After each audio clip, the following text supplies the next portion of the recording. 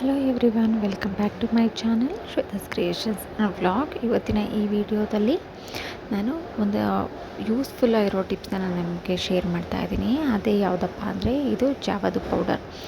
ಇದು ಎಲ್ರಿಗೂ ಗೊತ್ತಿರೋ ಹಾಗೆ ಬರೀ ಸುಗಂಧ ದ್ರವ್ಯಕ್ಕಾಗಿ ಇದನ್ನು ಯೂಸ್ ಮಾಡೋದಲ್ಲ, ಇದರಿಂದ ತುಂಬಾ ಯೂಸ್ಫುಲ್ ಆಗಿರುವಂತಹ ಬೆನಿಫಿಟ್ಸ್ ಇದೆ.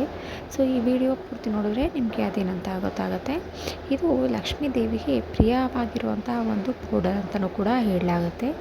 ಇದನ್ನು ಮಂಗಳವಾರ ಮತ್ತು ಶುಕ್ರವಾರ ದೀಪದಲ್ಲಿ ಇದನ್ನು ಒಂದು ಚಿಟಿಕೆ ಹಾಕೋದ್ರಿಂದ ಎಷ್ಟು ಹೊತ್ತು ದೀಪ ಉರಿಯುತ್ತೋ ಅಷ್ಟು ಹೊತ್ತು ಕೂಡ ಒಂದು ದೈವಿಕ ವಾತಾವರಣನ ಕ್ರಿಯೇಟ್ ಮಾಡುತ್ತೆ.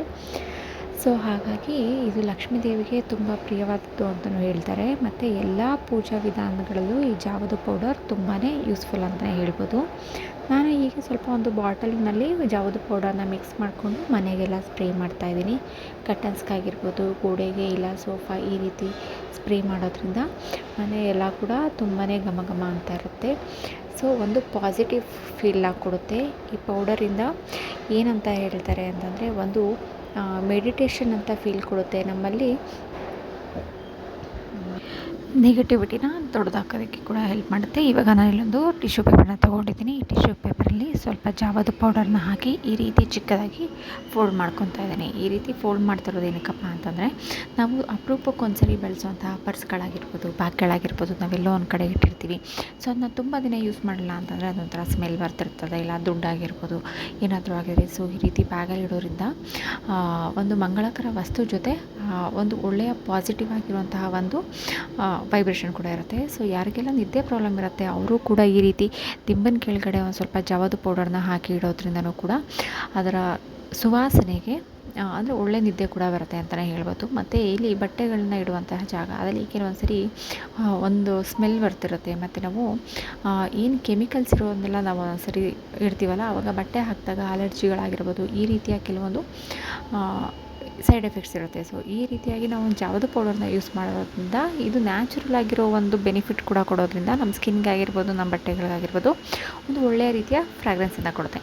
ಮತ್ತು ಯಾರಿಗೆಲ್ಲ ಪರ್ಫ್ಯೂಮ್ನ ಹಾಕೋದಕ್ಕೆ ಇಷ್ಟ ಇರಲ್ಲ ಅಂಥವರು ಕೂಡ ಆ ಸ್ನಾನದ ಪಾತ್ರೆಯಲ್ಲಿ ಒಂದು ಸ್ವಲ್ಪ ಲಾಸ್ಟಿಗೆ ಸ್ನಾನ ಮಾಡ್ಕೊಳ್ಳೋ ನೀರಿಗೆ ಹಾಕಿ ಕೂಡ ಸ್ನಾನ ಮಾಡ್ಬೋದು.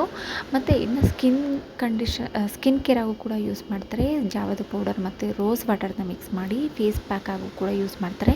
ಇಲ್ಲ ಎಲ್ಲಿ ಬಾಡಿನಲ್ಲಿ ಬೆವರ್ತಾ ಇರುತ್ತೆ, ಈ ರೀತಿಯಾದಂತಹ ಸಮಸ್ಯೆ ಇತ್ತು ಅಂತಂದ್ರೂ ಕೂಡ ಈ ಜಾವದ ಪೌಡರ್ನ ಈ ರೀತಿ ಸ್ವಲ್ಪ ಅಪ್ಲೈ ಮಾಡೋದ್ರಿಂದನೂ ಕೂಡ ಒಂದೊಳ್ಳೆ ರಿಸಲ್ಟ್ ಸಿಗುತ್ತೆ ಅಂತಲೇ ಹೇಳ್ಬೋದು. ಮತ್ತು ನಾವು ಮನೆಯಲ್ಲಿ ಸಾಂಬ್ರಾಣಿ ಹಾಕೋದು ಸರ್ವೇ ಸಾಮಾನ್ಯ, ಎಲ್ಲರ ಮನೆಗಳಲ್ಲೂ ಕೂಡ ಸಾಂಬ್ರಾಣಿ ಬಳಸ್ತಾರೆ. ಅದರಲ್ಲಿ ಒಂದು ಚಿಟಿಕೆಯಷ್ಟು ಜಾವದ ಪೌಡರ್ನ ಹಾಕಿ ನಾವು ಸಾಂಬ್ರಾಣಿ ಇಲ್ಲ ಧೂಪನ ಹಾಕೋದ್ರಿಂದ ಒಳ್ಳೆ ರೀತಿಯ ಘಮ ಕೊಡುತ್ತೆ. ಮನೆಯಲ್ಲಿ ಒಂದು ಪಾಸಿಟಿವ್ ವೈಬ್ರೇಷನ್ಸ್ ಅನ್ನೋದಿರುತ್ತೆ. ಸೊ ಈ ರೀತಿಯಾಗಿ ನೀವು ಕೂಡ ಜಾವದ ಪೌಡರ್ನ ಯೂಸ್ ಮಾಡಿ ನಿಮ್ಮ ಮನೆ ಮತ್ತು ಹಬ್ಬದ ವಾತಾವರಣ ಇನ್ನೂ ಜಾಸ್ತಿನೇ ಆಗುತ್ತೆ ಅಂತಲೇ ಹೇಳ್ಬೋದು. ಇನ್ನೇನು ಲಕ್ಷ್ಮೀ ಹಬ್ಬ ಹತ್ತಿರ ಬರ್ತಾ ಇದೆ, ವರಮಹಾಲಕ್ಷ್ಮಿ ಆಗಸ್ಟ್ 8ನೇ ತಾರೀಕು. ಸೊ ಯಾರಿಗೆಲ್ಲ ಈ ಇನ್ಫಾರ್ಮೇಷನ್ ಗೊತ್ತಿರಲಿಲ್ಲ, ಒಂದ್ಸಲ ತಿಳ್ಕೊಳ್ಳಿ. ಜಾವದ ಪೌಡರ್ ಬಂದು ನಿಮ್ಮ ಹತ್ತಿರದ ಯಾವುದಾದ್ರೂ ಒಂದು ಏನು ಹೇಳ್ತಾರೆ ಅದು ಗ್ರಂಥಿಗೆ ಅಂಗಡಿನಲ್ಲಿ ಸಿಗುತ್ತೆ. ಇದನ್ನು ಪ್ರತಿದಿನ ಬಳಸೋದ್ರಿಂದ ಮನೆಯಲ್ಲಿ ಒಂದು ಪಾಸಿಟಿವ್ ಫೀಲ್ ಅಂತೂ ಆಗುತ್ತೆ ಅಂತ ಹೇಳಲಿಕ್ಕೆ ಇಷ್ಟಪಡ್ತೀನಿ. ಸೊ ಯಾರಿಗೆಲ್ಲ ಈ ಮಾಹಿತಿ ಇಷ್ಟ ಆಯಿತು ದಯವಿಟ್ಟು ಒಂದ್ಸರಿ ಲೈಕ್ ಮಾಡಿ, ಶೇರ್ ಮಾಡಿ. ಹಾಗೆ ನಿಮ್ಮ ಅನಿಸಿಕೆ ಅಭಿಪ್ರಾಯ ಏನೇ ಇದ್ದರೂ ಕಮೆಂಟ್ ಸೆಕ್ಷನಲ್ಲಿ ತಿಳಿಸಿ ಅಂತ ಹೇಳ್ತಾ, ಮತ್ತು ಮುಂದಿನ ವೀಡಿಯೋದಲ್ಲಿ ಮತ್ತೊಂದು ಹೊಸ ಕಂಟೆಂಟ್ ಜೊತೆ ಸಿಗ್ತೀನಿ. ಅಲ್ಲಿವರೆಗೂ ಎಲ್ರಿಗೂ ನಮಸ್ಕಾರ. ಸೊ ನಿಮ್ಮ ಸಪೋರ್ಟ್ ಹೀಗೆ ಹೇಳಿ ಅಂತ ಕೇಳ್ತಾ ಇವತ್ತಿಗೆ ಈ ವಿಡಿಯೋನ ಮುಗಿಸ್ತಾ ಇದ್ದೀನಿ. ಎಲ್ರಿಗೂ ಥ್ಯಾಂಕ್ ಯು ಆಲ್.